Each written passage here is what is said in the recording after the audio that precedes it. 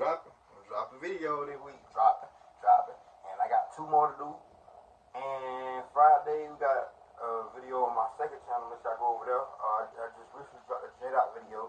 It's gonna be in the description down below. I gotta remember to put it in the description down below. I just saying it. Oh, y'all can wait till the end, but let's go ahead and get it to the wrestling flashbacks. How's y'all? What day is Wednesday? I'm tripping.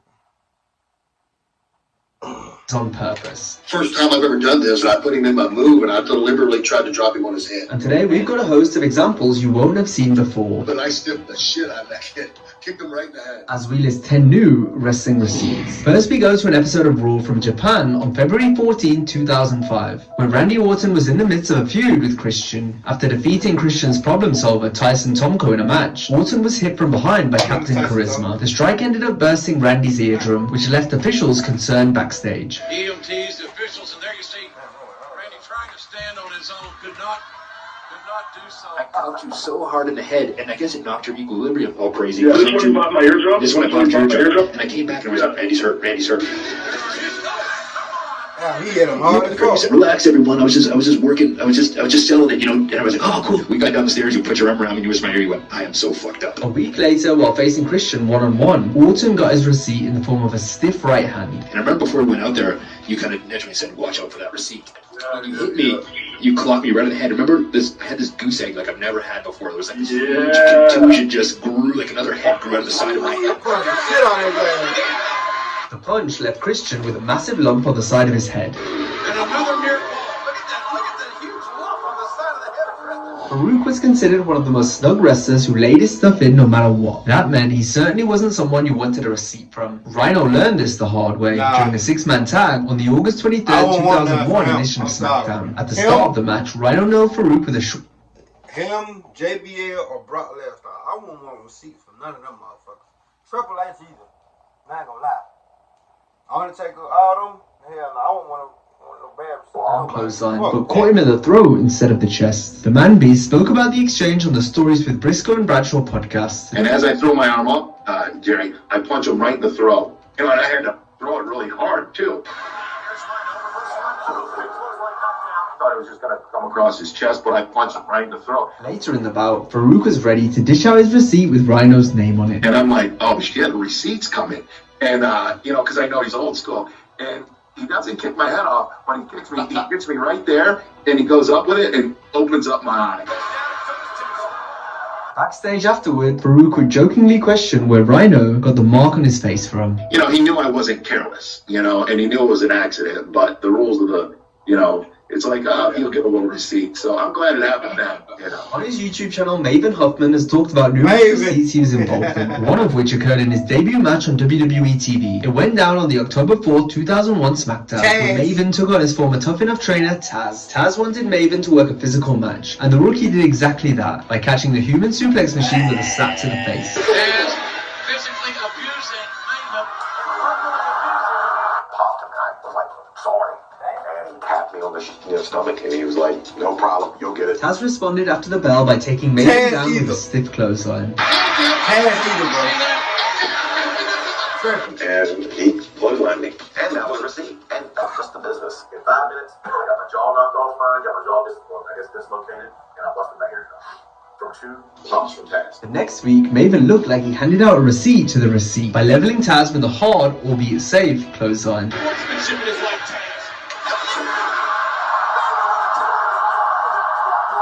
Next we have another clothesline exchange, this time involving Chris Benoit. Benoit's version of the move was unique, in that he was one of the rare wrestlers to throw a left-handed clothesline. The intense snap and pace Chris got behind the maneuver is an example of how he took pride in making everything he did look real. Buff Bagwell realized this on the January 16, 1993 episode of WCW Saturday Night, when he was on the end of a trademark Benoit clothesline. Bagwell gave it right back though, with a heavy clothesline of his own. Bagwell discussed the encounter on his Marcus Buff Bagwell YouTube channel. Well, I gave that receipt, and it was a clothesline. Not gonna lie, I don't know who that is.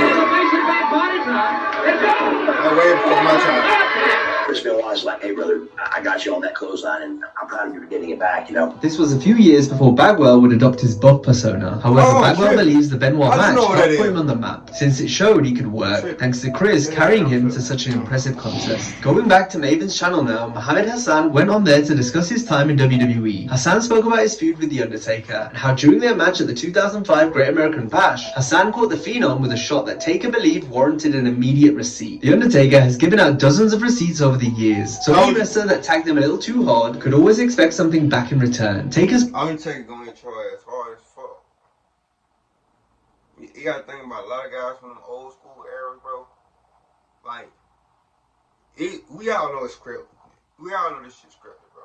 But back in the day, this shit wasn't really scripted like that. I mean, it was scripted like the hits and shit. You hit a motherfucker hard, they gonna hit your ass back harder, 10 times harder.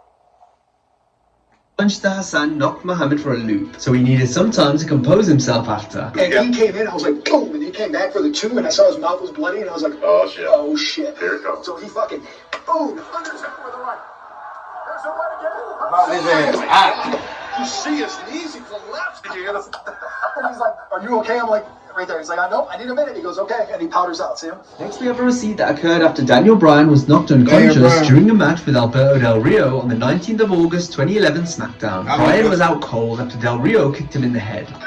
I remember this shit. Alberto then asked the ref if they should just go to the finish on account of the injury. Referee Charles Robinson then got word from Gorilla telling I ain't gonna lie, I thought Daniel Bryan, I thought he was gone. I ain't gonna lie to you, I thought Daniel Bryan was gone. I ain't gonna lie.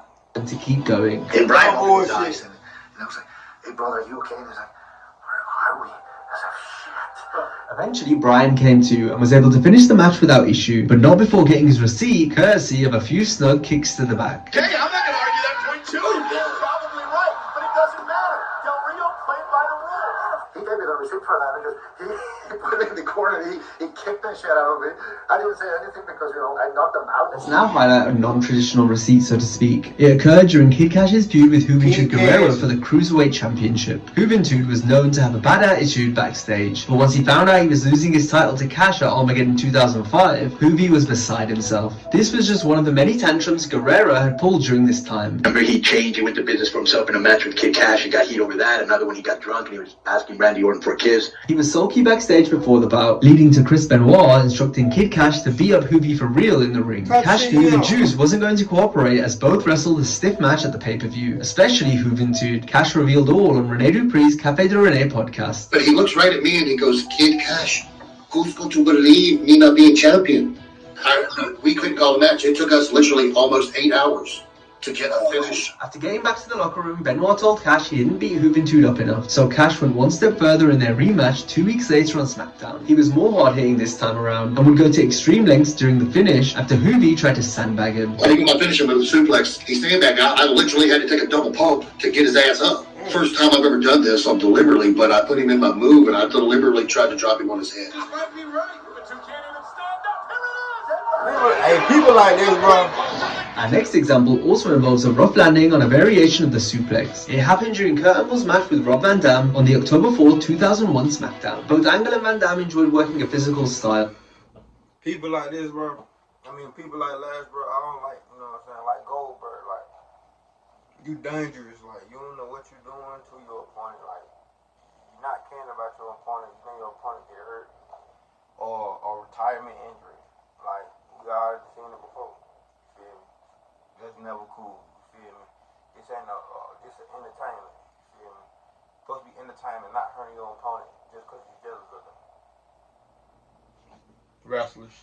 So it's no surprise a receipt was exchanged between the two. You know what? Rob wasn't stiff all the time. You know, he laid in every once in a while. He got you pretty good, you know, one match, and then 3 matches would go by and he might get you with another one. He wasn't known to be stiff all the time.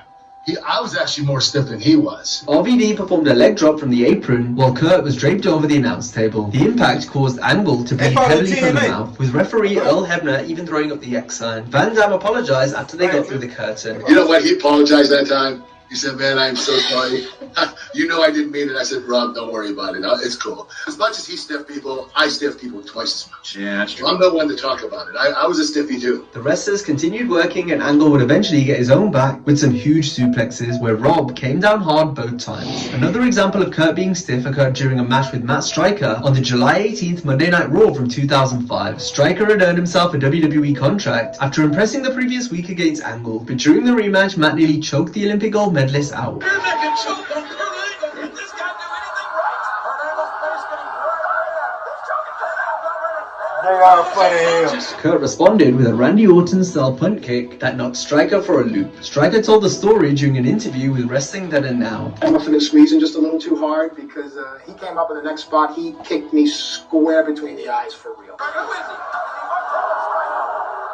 Iron Man match. I stiffed the shit out of that kid. Kicked him right in the head. I mean, I'm surprised he was still coherent. I think he was still awake, to be honest with you. I kicked him that hard. This caused the finish to be botched since Matt was 2 days to get up for the Angle Slam. As Angle was turning for the Angle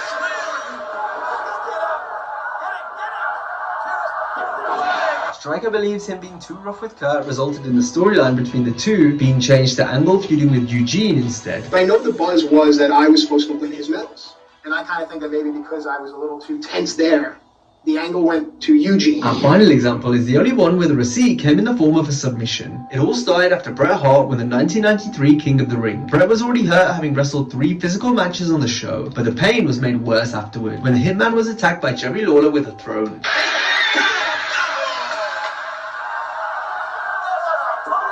Weighed about 150 pounds that chair or something, on a big heavy chair. It hurt me for months, maybe 3 or 4 months to take a deep breath. I couldn't even take a deep breath because I was in a lot of pain from that. Hart was going to get even during their match at SummerSlam, but not before Jerry hurt Bret again, this time with a crutch to the face. Decides to come in the ring and wrap that crutch around my face, which was like the cherry on the cake. Like if you thought he was gonna get, I thought I was mad before that. I was like really mad because that almost busted my face open really bad. I was gonna get even with Jerry Lawler. Lawler finally got his receipt at the end of the bout when the excellence of execution wrenched back hard on the sharpshooter. And after about 10-20 seconds, when we started getting tired, I'm cranking him up pretty good. That's when I kind of really cranked it. I kind of made the back of his boots touch the back of his head.